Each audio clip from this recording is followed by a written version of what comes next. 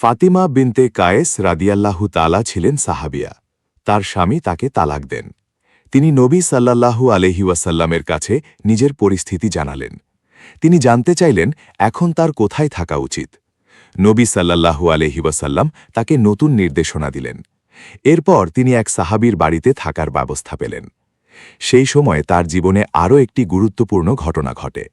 তিনি দাজ্জাল সম্পর্কে তামিম আদ-দারির বর্ণনা শুনেছিলেন। নবী সাল্লাল্লাহু আলাইহি ওয়াসাল্লাম মানুষের সামনে সেই বর্ণনাটি তুলে ধরেন। তার ব্যক্তিগত জীবনের একটি ঘটনা হয়ে গেল উম্মাহার জন্য গুরুত্বপূর্ণ শিক্ষা।